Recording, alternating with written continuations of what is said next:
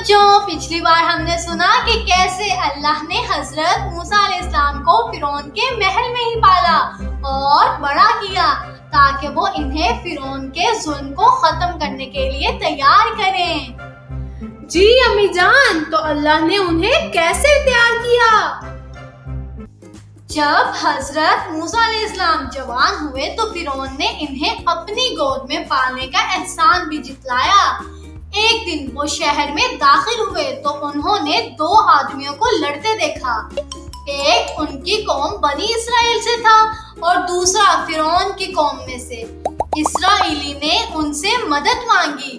حضرت موسیٰ نے مظلوم کی مدد کے لیے ظالم کو صرف ایک مکہ مارا، لیکن اللہ کی مرضی سے وہ شخص اسی ایک مکے سے مر گیا۔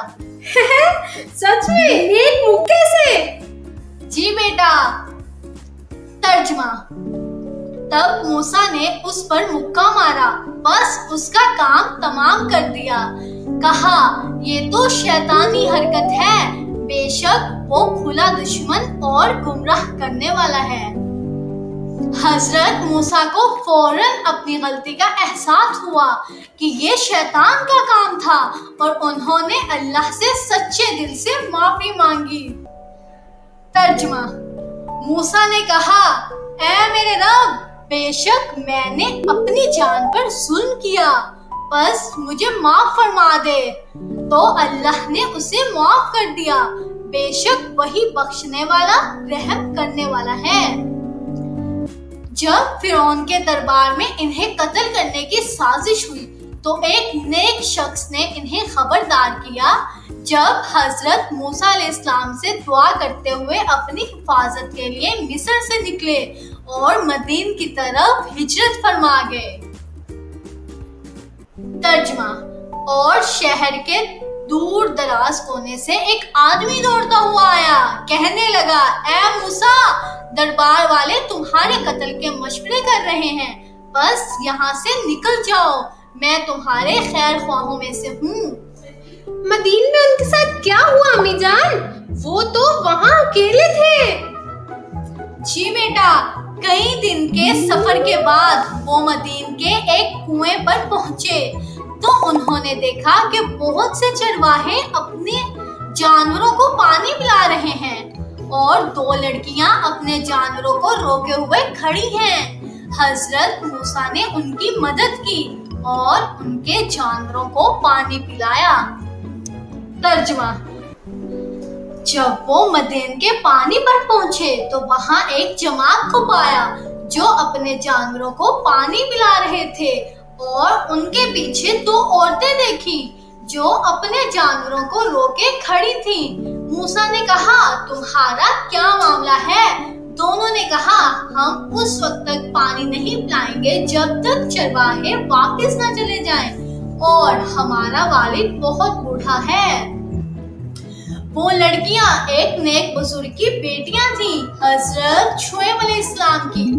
جب انہوں نے گھر جا کر اپنے والد کو یہ بات بتائی تو بزرگ نے حضرت موسیٰ کو اپنے گھر بلایا اور ان کی امانت اور طاقت سے متاثر ہو کر اپنی ایک بیٹی کی شادی ان سے اس شرط پر کر دی کہ وہ 8 یا 10 سال ان کی خدمت کریں گے۔ ترجمہ: کہا، میں جانتا ہوں کہ اپنی ان دونوں بیٹیوں میں سے ایک کا نکاح تجھ سے کر دوں، اس شرط پر کہ تم 8 برس تک میری خدمت کرو، پھر اگر تو 10 پورے کر دے تو تمہاری طرف سے احسان ہے اور میں تمہیں مشقت میں نہیں ڈالنا چاہتا۔ قریب ہے انشاءاللہ تعالی تم مجھے نیکوں میں پاؤ گے۔ تو کیا وہ ہمیشہ کے لیے مدین میں رہ گئے؟ نہیں بیٹا، وہ وہاں اپنا وعدہ پورا کرنے کے بعد اپنی بیوی کے ساتھ واپس مصر کی طرف روانہ ہوئے۔ راستے میں جب رات کا اندھیرا تھا تو انہوں نے کوہ طور پہاڑ پر ایک آگ دیکھی۔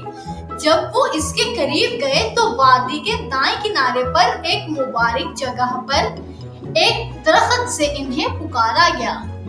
ترجمہ: پھر جب اس کے پاس پہنچا تو میدان کے داہنے کنارے سے برکت والی جگہ میں ایک درخت سے آواز آئی کہ اے موسیٰ، بے شک میں اللہ ہوں، جہانوں کا رب۔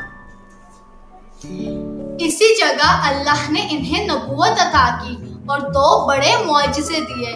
ان کا عصا ایک بڑا سانپ بن جاتا تھا اور ان کا ہاتھ سورج کی طرح چمکتا تھا۔ حضرت موسیٰ علیہ السلام نے اللہ سے عرض کیا کہ مجھے ڈر ہے کہ فرعون مجھے جھٹلا دے گا اور میری زبان میں لکنت ہے، اس لیے میرے بھائی ہارون کو بھی میرے ساتھ مددگار بنا کر بھیج دے۔ اللہ نے ان کی یہ دعا قبول فرمائی۔ ترجمہ: موسیٰ نے کہا، اے میرے رب، میرا سینہ کھول دے اور میرا کام آسان کر دے اور میری زبان کی گرہ کھول دے تاکہ وہ میری بات سمجھ سکیں، اور میرے گھر والوں میں سے ایک وزیر میرے لیے بنا دے، میرے بھائی ہارون کو۔ جی بیٹا، اور یہیں سے تاریخ کے سب سے بڑے مقابلوں میں سے ایک کی بنیاد رکھی گئی۔ ایک طرف اللہ کے 2 نبی اور دوسری طرف دنیا کا سب سے متکبر بادشاہ۔ آگے کیا ہوا یہ ہم کہانی کے اگلے حصے میں جانیں گے۔ تب تک